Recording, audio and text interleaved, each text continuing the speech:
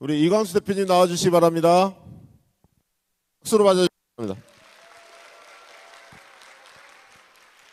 제가 행사를 10분간 땡겼습니다. 그래서 40분 강연인데 50분 할 수 있도록.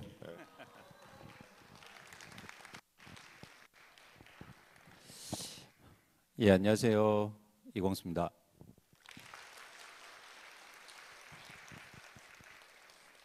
또 금요일날 저녁에 이렇게 귀한 시간 내주셔서 너무 감사하고요. 저희도 지금 방금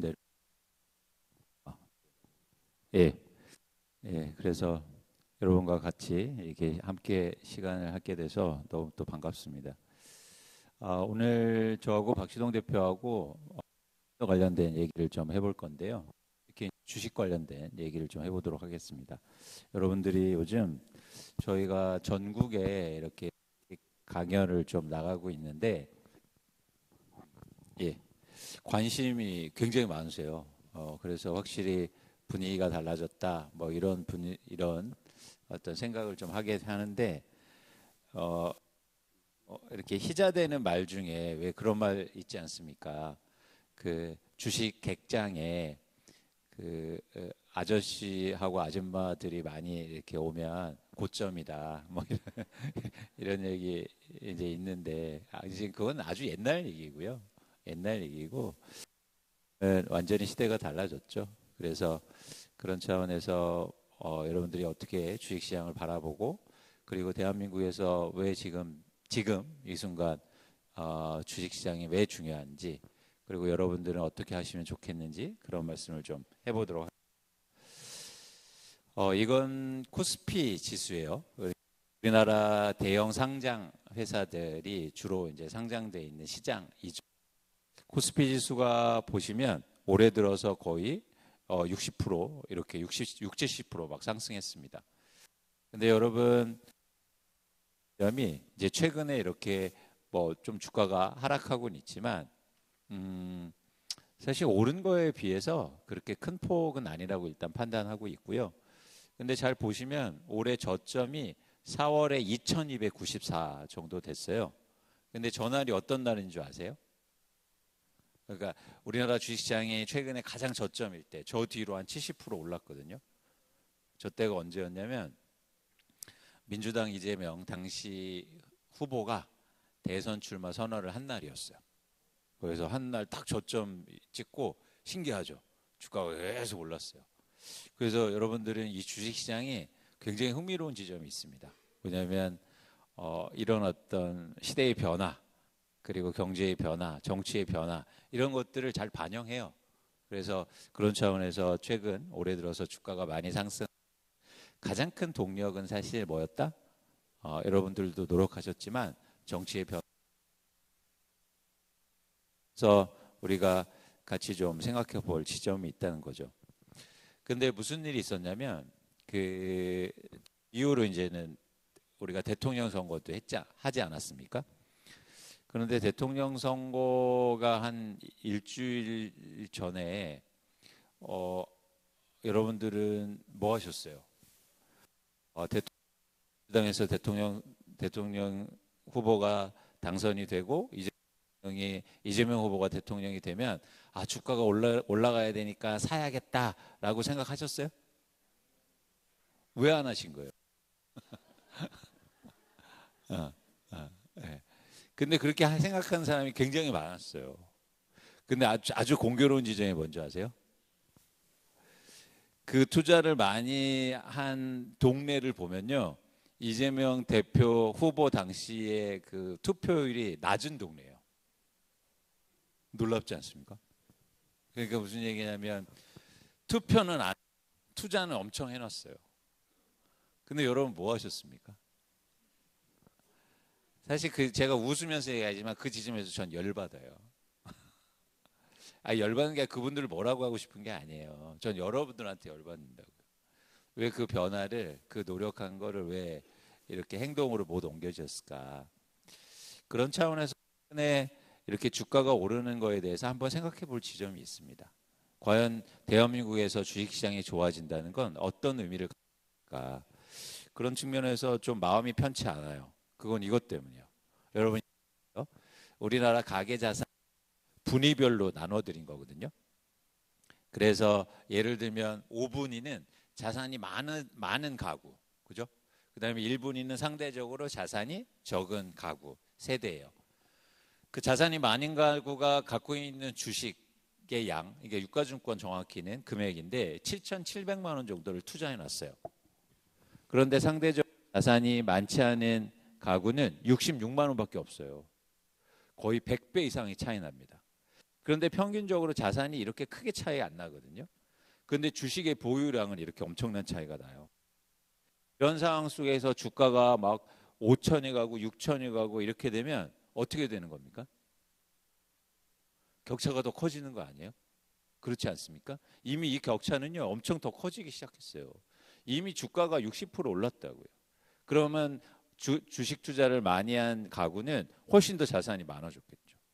반면에 아유 나는 뭐 관심 없어. 그거 다 도박 아니야? 그거 왜 돈 놓고 돈 모은 불로소도 그런 얘기를 해 하면서 투자를 안 한 세대나 상대적으로 자산이 적은 세대는 그만큼 자산을 못 일구고 있는 거예요. 그래서 앞으로 주가가 우리나라 주식시장이 더 좋아지면 좋아질수록 이런 상태에서는 자산의 격차가 훨씬 더 커진다는 얘기를 드리고 싶은 겁니다. 그래서 저희는 변화를 추구해야죠. 그러니까 예를 들어서 주식 투자하자, 주식 주가 오른다라고 말만 하지 말고 변화를 추구해야 되는데 제가 볼 때 정치나 정책적으로 배려가 필요해요. 뭐냐면 모든 국민들이 주식 투자를 할 수 있는 그런 배려, 그죠? 그런데 그건 이제 정치인들이 하는 거고 저희가 할 수 있는 일이 있다는 거죠. 뭐냐면 여러분들이 관심을 갖고 이제 투자를 같이 해야 됩니다. 그래야 같이 좋아지는 거 아닌가요? 네, 그래서 여러분들이 저는 관심을 많이 가지셨으면 좋겠다는 거예요. 근데 저 처음 해봤어요. 주식 투자 저 한 번도 해본 적 없는데요. 그렇게 얘기하시는 분들이 너무 많아요. 근데 여러분 아주 재밌는 게 있습니다. 나이 안 따져요. 성별 안 따져요. 다고요. 안 따집니다. 그리고 더 중요한 건 경험도 안 따져요. 많이 했다고 돈 많이 버는 시장이 아니라고요. 그럼 얼마나 쉽습니까? 그냥 오래 하면 되잖아요. 절대 그렇지 않아요.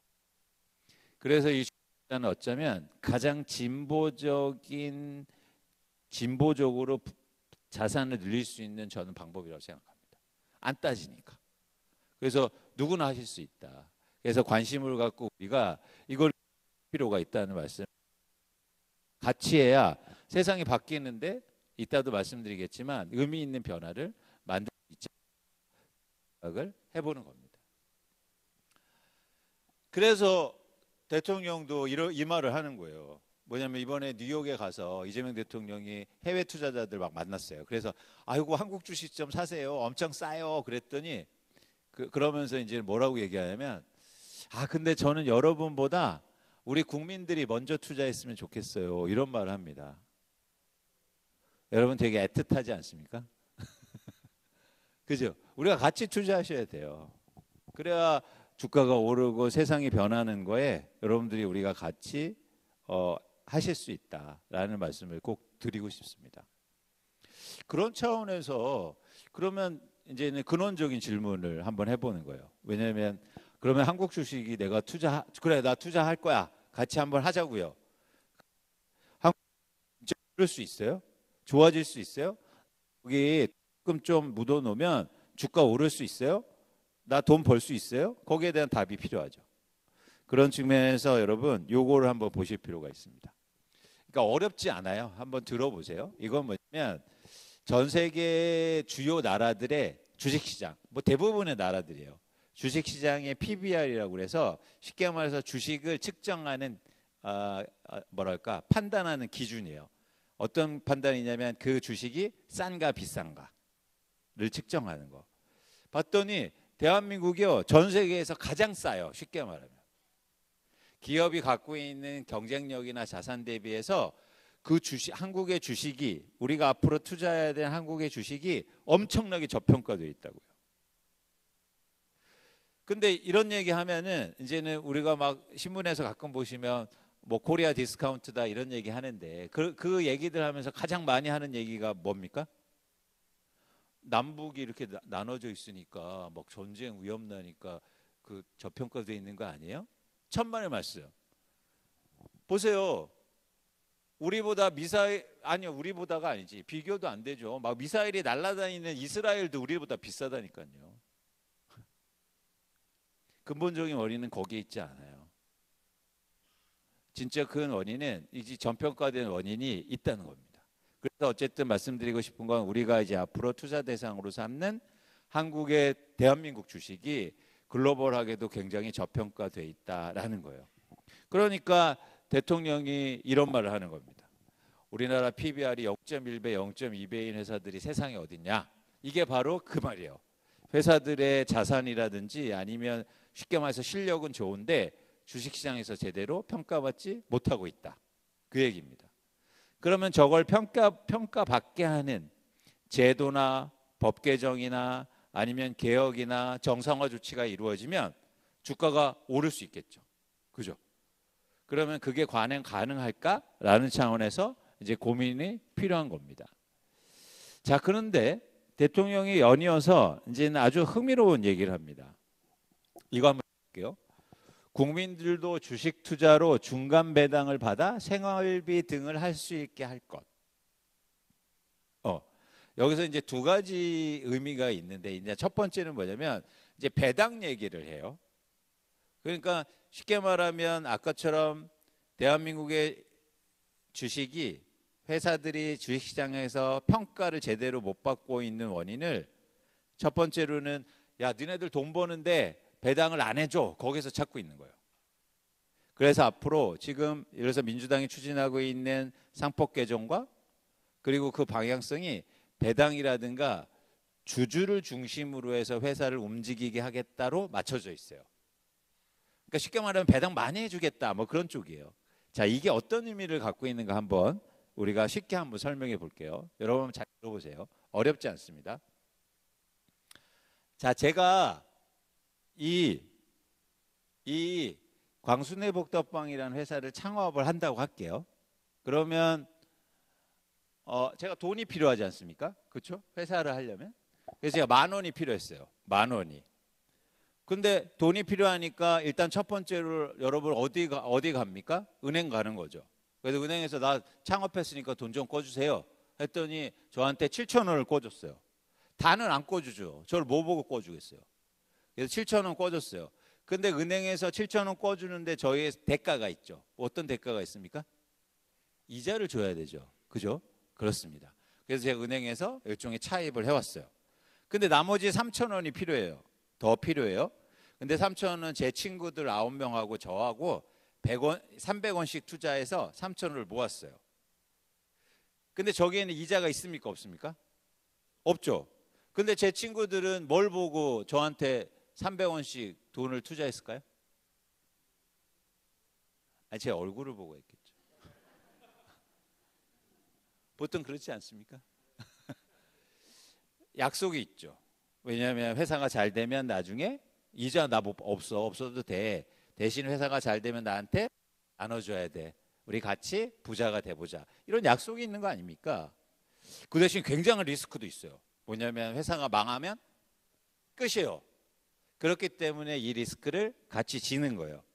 이게 모든 기업의 출발입니다. 그래서 이거를 자본금을 댄다고 해서 출자라고 하죠. 자, 이렇게 해서 회사가 출자돼서 회사가 이제 제가 열심히 운영을 했어요. 매출을 1,000원 일으켰고 이자 내고 임대료 내고 임금 주고 그래서 이익을 100원 냈다고요. 그러면 이익을 냈으니까 10명이 주주니까 제 친구들 9명과 제가 100원 중에서 100원을 나눠 가져야 되는 거 아닙니까? 약속대로 10원씩 나눠 가져야죠. 근데 제가 이렇게 얘기했어요. 야, 10원 나눠 갖고 뭐하니? 내가 이 돈 갖고 더 열심히 일해서 나중에 큰 돈을 나눠줄게. 이렇게 약속했어요. 그러면 여러분 어떠실 것 같아요? 대부분 그렇게 하자. 그래, 열심히 일해. 응원할게. 이렇게 하는 거죠. 열심히 지원도 해주고 영업도 막 알아봐주고. 그래서 이제 돈을 안 나눠주고 10년 동안 한 번도 안 나눠주고 이제 계속 모아갔어요. 그래서 잘 보세요. 매년 100원씩 벌었으니까 10년 동안 1,000원을 벌었고 정확하게 뭐만 증가했습니까? 자본만 증가했죠. 그죠? 그리고 자산도 같이 증가했어요.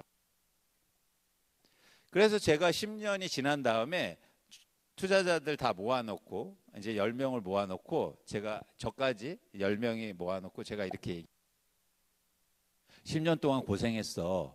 이제 우리 1,000원 벌었으니까 100원씩 나눠 갖자라고 얘기한 거예요. 그랬더니요. 그 중에서 한 명이요. 제가 모르는 사람이요. 그래서 제가 누구세요? 물어봤더니 어제 박시동한테요. 주식을 샀대요. 여러분 놀랍지 않습니까? 여러분이 놀라시지 않는 이유가 두 가지가 있어요. 100원이기 때문이요. 그죠? 만약 100억이라고 하면 어떻게 하실 거예요? 두 번째는 모두 다 10년 기다려서 100억을 벌었는데 누구는 하루 만에 100억을 벌게 생겼다고요. 충격적이지 않습니까? 지금 대한민국은 이 얘기를 하고 있는 거예요. 대한민국의 수많은 기업들이 그동안 돈을 벌어서 한 번도 나눠주지 않았어요. 그러다가 갑자기 빌런을 만났다고요. 누구요? 갑자기 나눠주래요. 법을 바꾸고 막 밀어붙입니다. 이제 나눠줘야 된다고요. 여러분 근데 우리나라 기업들이 왜 이렇게 돈을 많이 번 겁니까? 왜 이렇게 돈을 안 나눠주고 다 갖고 있는 거예요? 저임금에 여러분 엄청나게 노동했고 우리 국산품 애용하냐고 엄청나게 노력한 거 아니에요? 환경 오염해주면 다 봐주고 정경유착에 그래도요 우리는 눈 감아줬어요. 왜요? 약속이 있었기 때문입니다. 기업이 잘 되면 대한민국이 나중에 잘 될 거야. 참아줄게. 우리 미래를 위해서 니네들 투자할 수 있고 고용도 증가했고 언젠가는 임금도 올려주겠지라고 약속한 거 아닙니까? 근데 약속을 안 지키고 있어요. 안 지키고 있다고요. 지금 이재명 정부는 이 얘기를 하고 있어요. 약속을 지켜. 그렇기 때문에 여러분 우리는 이 변화를 읽으셔야 돼요. 그래서 우리는 돈을 버는 걸 넘어서 주주가 되셔야 됩니다. 그래서 세상을 바꿔내야 돼요. 이제 여러분 상법이 바뀌어서요. 소수주주들도 여러분들도요. 당당하게 목소리를 내실 수 있어요. 그러면 니네 투자 많이 해. 배당 많이 해. 자사주 사서 소각해 라는 말을 함으로써 기업을 좋게 만들고 그리고 우리나라 경제를 더 발전시킬 수 있다고요. 여러분 지금 대한민국 주식시장은 이 얘기를 하고 있는 겁니다. 그래서 여러분들은 주주가 되셔야 돼요. 네. 응원봉을 드는 게 아니라 주권을 들고 세상을 바꿔야 됩니다. 네. 그 판의 변화를 지금 얘기하고 있다. 세상의 어느 나라 대통령이 자기 계좌 보여주고 주식 투자라고 얘기하는 대통령 보셨어요? 안 보셨어요? 그게 주식 투자해서 돈 벌자는 얘기가 아니에요. 이런 큰 얘기를 하고 있는 겁니다. 자, 여러분 여기 아주 의아한 점이 있어요.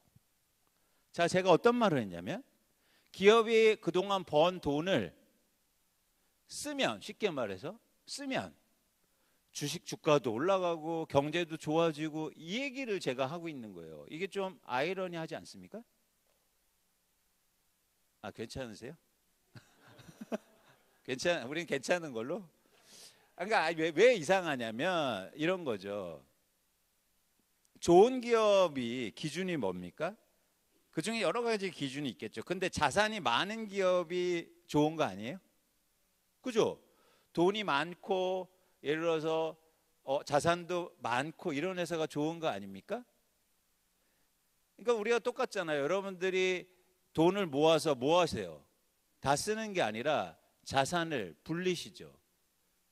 기업도 마찬가지예요. 돈을 벌면 자산을 불려야 기업이 갖고 있는 돈과 자산이 많아져야 그 기업이 좋은 기업이고 주가도 오르는 거 아닌가요? 아니라는 거예요. 여러분들은 속아왔습니다. 자, 잘 보세요. 자, 이 주식은요, 애플이라는 회사예요. 이거 너무 익숙하죠. 애플. 우리 스마트폰 만드는 회사. 전 세계에서 처음으로 스마트폰을 만든 잡스가 만든 회사지 않습니까? 최근 10년 동안 주가가요 9배가 올랐어요. 이걸 보여드리면 저 때 투자했어야 되는데 이 얘기를 드리고 싶은 게 아니에요. 자, 그러면 이 회사가 이렇게 주가가 왜 이렇게 많이 올랐을까요? 회사가 좋아졌기 때문이죠. 여러분 아이폰도 엄청나게 팔고, 그죠? 그 다음에 뭐 아이폰뿐만이니까 노트북에 다 팔았잖아요. 심지어 이어폰도 만들고 팔지 않습니까?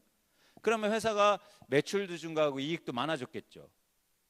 그러면 회사가 갖고 있는 자산은 어떻게 됐을까요? 늘어나야 되는 거 정상 아닌가요? 많아져야죠. 그게 좋은 회사의 기준 아닌가요? 애플의 10년 전에는 1,000억 달러가 넘는 자산을 갖고 있었어요.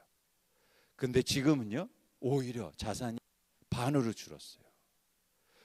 여러분 이거 이해가 안 되는 거예요. 여러분 개인적으로 생각해 보세요. 10년 전보다 내가 연봉이 10배가 증가했는데 10년 전에는 나 아파트 주인이었는데 지금 무주택자라는 얘기예요. 이해가 됩니까? 돈 벌어서 다 어디 갔어요? 돈 벌면 투자하고, 돈 벌면 배당하고, 돈 벌면 자사주 매수해서 소각하고. 애플은요 이 기간 동안 거의 6천억 달러 이상의 자사주를 매입해서 소각합니다. 충격적이죠. 이게 주식시장에 상장된 회사의 좋은 회사의 모습이에요. 돈을 벌어서 자기들이 챙기는 게 아니라 주주들한테 나누고 투자하고. 여러분 삼성전자는 갖고 있는 현금이 몇 조인지 아십니까? 100조 원이에요. 돈을 벌어서 다 챙겨. 투자하지 않아요. 임금 안 올려줘. 배당 안 해줘. 자사주 안 사요.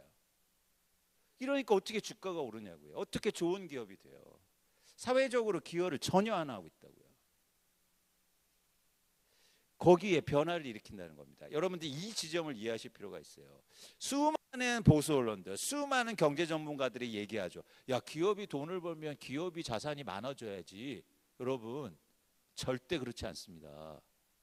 기업은 투자하고 자산이 적어질수록 오히려 좋은 회사가 돼요.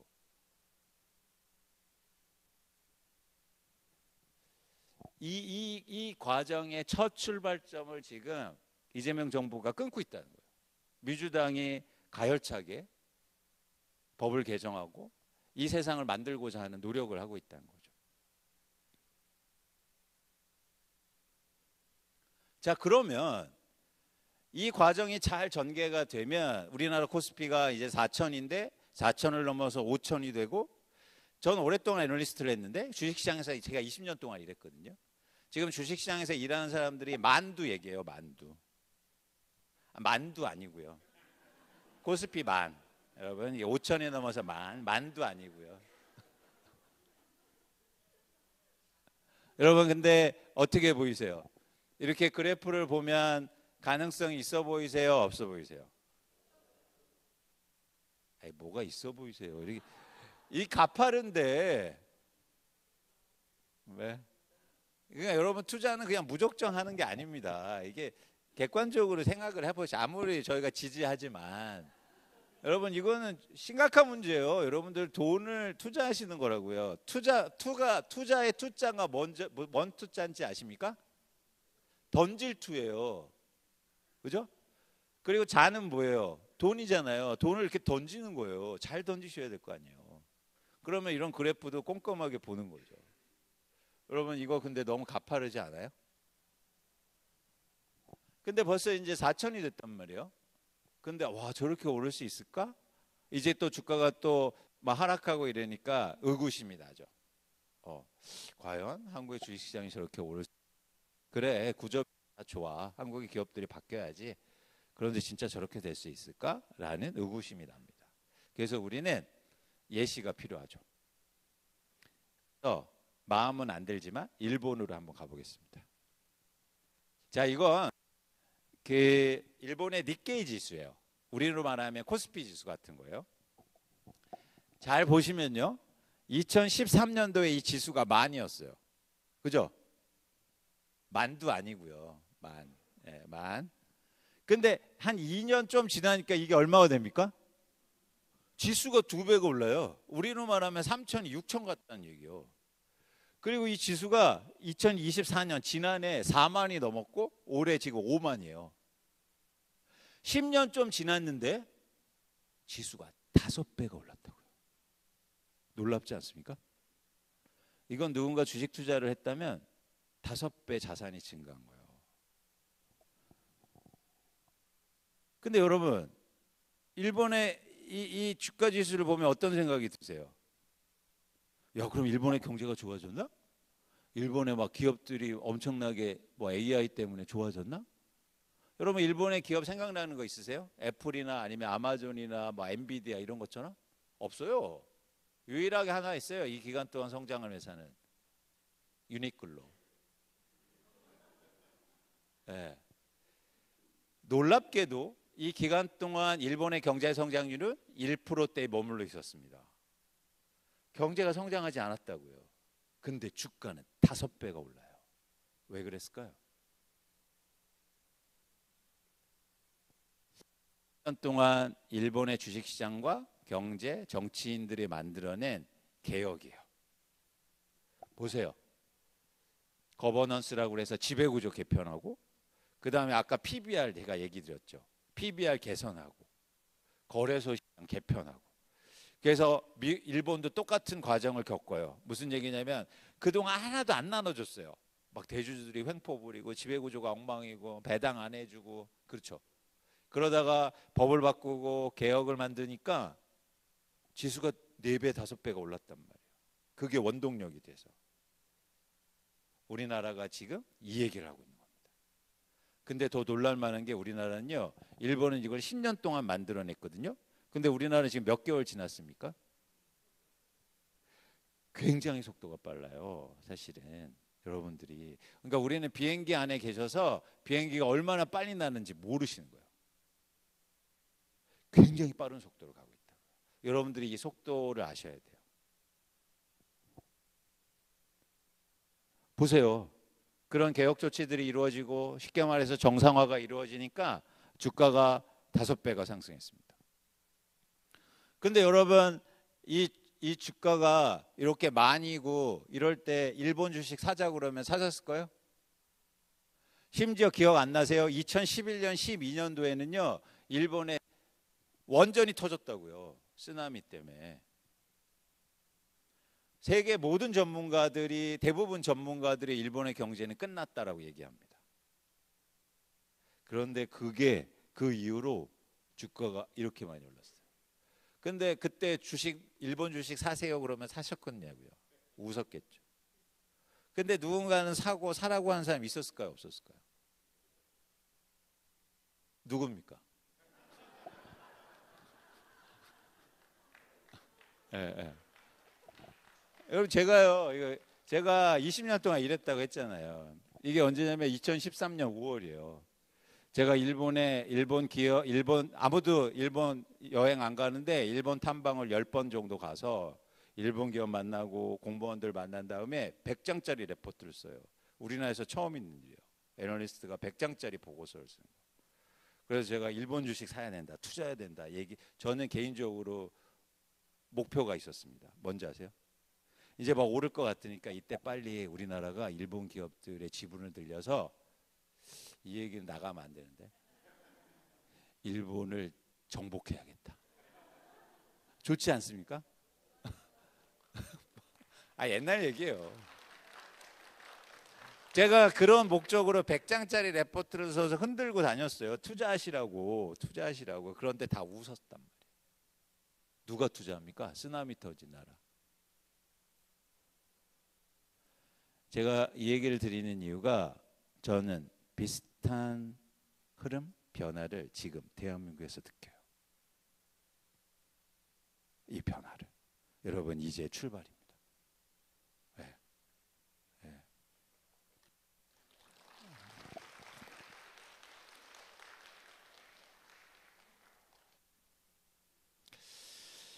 여러분, 근데 우리가 주식 투자에 대해서 한번 사회적 의미에 대해서도 여러분들이 좀 아셨으면 좋겠어요. 뭐냐면 나도 주식 투자를 해야겠다라는 마음도 중요하지만 지금 대한민국에서 이 주식 투자가 갖고 있는 사회적 의미가 뭐가 있을까? 여러분 이거 누구나 다 알고 있는 사실 아닙니까? 여러분 이제 우리가 마주해야 될 미래는 저성장이에요. 생각해 보세요. 우리나라가 원래 과거에는 매년 10% 이상 성장했어요. 이때 태어나신 분들도 계실 거 아니에요. 이게 놀랄 만한 성장입니다. 그러다가 10%뭐 10%대에서 이제 5%뭐 이렇게 늘어오는 거죠. 사실은 저 때요 1890년대 저렇게 성장률이 이게 GDP 성장률인데 성장률이 7% 8%일 때 여러분 은행 금리가 몇 프로인지 아세요? 20%가 된 적도 있어요. 그때는 투자를 고민할 필요가 없어요. 그냥 은행에 넣어놓으면 20%를 준다니까요. 20%? 무슨 고민을 합니까? 그냥 열심히 일하면 되지.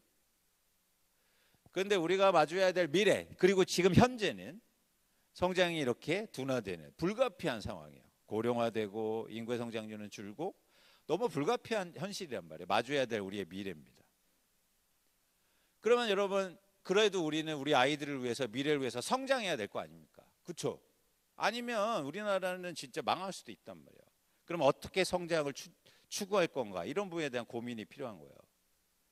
근데 저는 이 성장에 대해서 많은 사람들이 특히 정치인들이 허황된 얘기를 굉장히 많이 해요.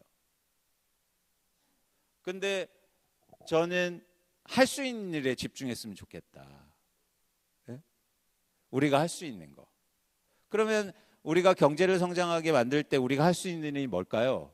그거는 바로 여기에 있다고 보고 있습니다. 우리나라가요.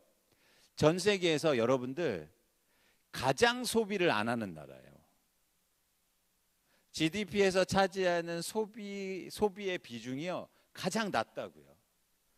그러다 보니까 경제가 미국에 질질 끌려다니는 거예요. 왜요? 미국이 조금이라도 기침하면 그냥 감기가 걸려버리네. 중국이 예를 들어서 헛기침하면 갑자기 하고 이랬단 말이에요. 왜냐하면 내수가 작으니까.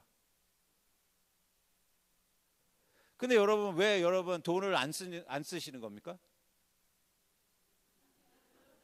돈이 없어서잖아요.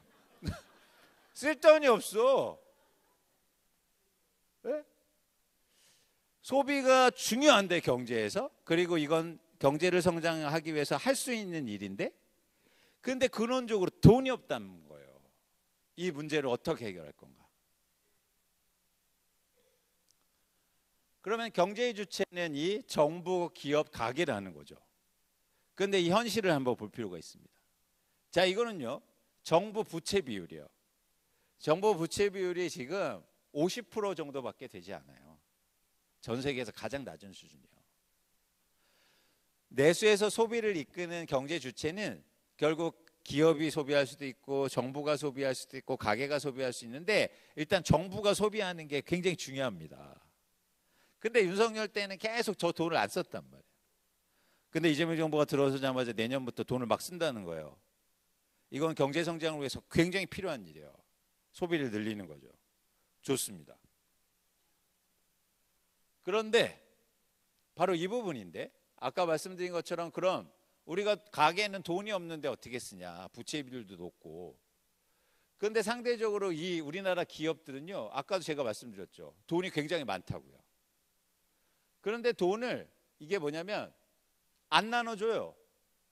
국민들한테, 주주들한테.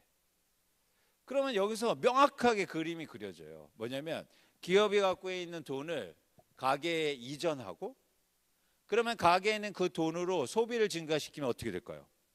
선순환이 만들어지는 거예요. 이 보시는 거는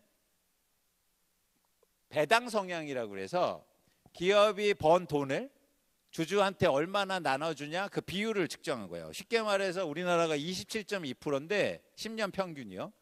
기업이 100원을 벌면 27원밖에 주주들한테 안 나눠줘요. 근데 이게 어느 정도 수준이냐면 아르헨티나, 인도, 뭐 이런 나라, 인도네시아 이런 나라보다 적은 낮은 수준이에요. 얼마나 처참합니까? 근데 여러분 우리나라 전제하는 게 우리나라 기업들이 굉장히 좋다고요. 단지 뭐만 안 나눠줘요? 돈만 안 나눠줘요. 이 부분에 대해서 변화를 일으키면 그럼 어떻게 되는 겁니까? 이런 선순환을 만들어줄 수 있다. 즉 무슨 얘기냐면 기업이 갖고 있는 돈이 가계로 접어들고, 근데 이게 기업한테 나쁜 일입니까? 천만의 말씀. 자, 한번 볼게요. 기업이 배당을 증가시켜요. 그러면 가게 여러분들이 소비를 증가시킬 거 아닙니까? 그러면 그 물건은 누구 걸 사요? 여러분들이 배당해서 하면은 샤넬백 사실 거예요? 아니면 전자제품 사실 거예요? 샤넬백 사실 거예요?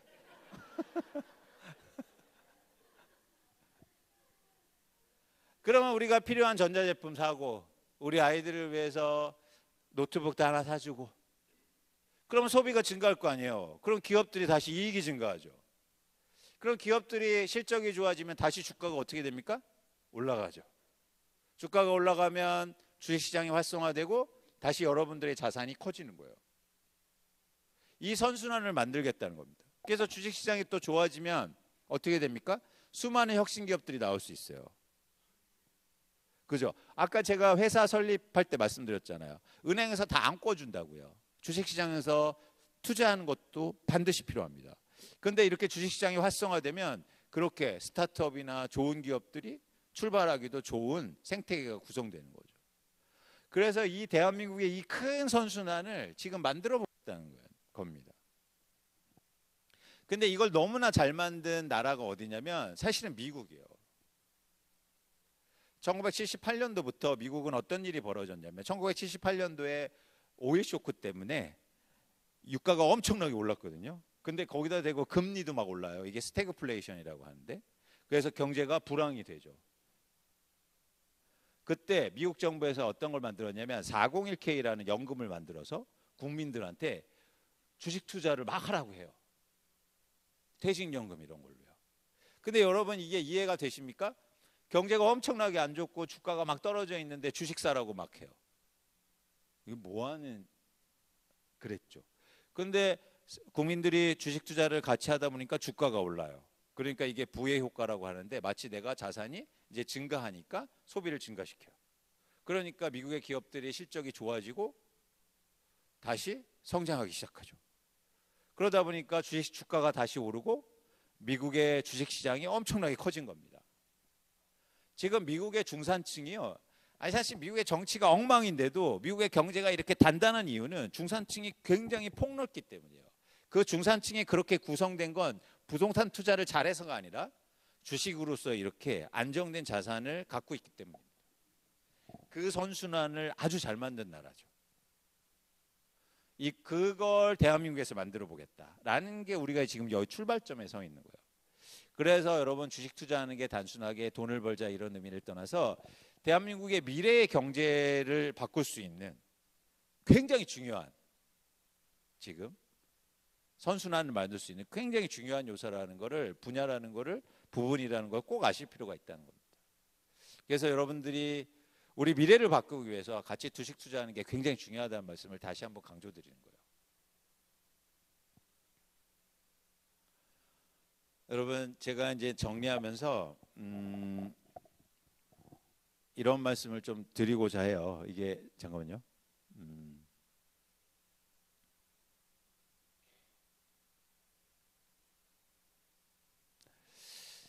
이제 다시 한번 보여드리고 싶은 건데 신뢰를 가지시기 바랍니다. 그러니까 아까 말씀드린 것처럼 일단 대한민국의 주식시장이 엄청나게 좋은 기업들은 많지만 지금 상당히 저평가되어 있다. 그래서 이런 개혁 조치들이 잘 이루어지고 여러분들의 지지가 수반된다면 주가는 어쩌면 굉장히 빠른 속도로 상승할 수도 있는 거고요. 그 출발점을 여러분들이 보고 계신 거예요. 근데 이 상태로 가면 그 선순환을 만들 수가 없어요. 왠지 아세요? 빈부격차가 커지고 경제적 불평등이 확대되면요, 절대 선순환이 만들어질 수 없다고요. 왠지 아세요? 그건 뭐냐면 이 5분위는요, 제가 이분들을 미워해서가 드는 게 아니고 여기 이분들이 돈을 보면 샤넬백을 살 거거든. 우리가 벌어야 돼요, 여러분이. 그래야 선순환이 만들어질 수 있어요. 소비가 증가시키고, 그래서 우리나라 기업들이 좋아지는 거죠. 그래서 주가가 오르고, 그러면 다시 배당이 증가. 그래서 내수가 그러면 확대되고 좋아지는 거예요. 네, 우리 아이들한테 물려줄 미래라는 겁니다. 그래서 우리가 투자해야 된다. 단순하게 뭐 돈을 먹고 뭐 돈을 벌고 몇 프로 수익 나고 이런 차원을 좀 넘어서서 여러분들이 고민하시고 행동하셨으면 좋겠다는 말씀을 꼭 드리고 싶습니다. 그러니까 그런 거잖아요. 그러니까 여러분 의미 있는 일을 할 때 여러분 더 잘하시지 않습니까? 의미 있는 일을 할 때 지속 가능성이 있고, 그죠? 그리고 흔들리지 않을 수 있어요. 투자는 이제 대한민국에서 그게 돼야 됩니다. 근데 막 매일 주가가 올라가고 내려가는데 마음 저리고 이건 투자가 아니에요. 믿으시고 미래를, 그리고 조금씩 걸어보시고 행동하시고 이러셨으면 좋겠다는 말씀을 드립니다. 제가 한 뭐 40분 동안 말씀드렸고요. 이제 박시영 대표님 또 주식 관련된 또 강연을 한번 들으시고 그다음에 이렇게 종합해서 같이 여러분 질문하고 답변하는 시간을 갖도록 하겠습니다. 여러분 제 말을 듣고 어떤 생각이 들으셨는지 좀 궁금합니다. 그런데 저는 다시 한번 주식에 대해서 좀 다른 관점을 가지셨으면 좋겠다. 그리고 내가 여기에 참여해야겠다라는 의지가 좀 생기셨으면 좋겠다는 바람을 갖고 있습니다. 그래야 세상을 바꿀 수 있고 대한민국이 좋아질 수 있다라는 말씀을 또 덧붙여서 강조하고 싶습니다. 예, 들어주셔서 감사하고요. 또 조만간 또 뵙도록 하겠습니다. 고맙습니다.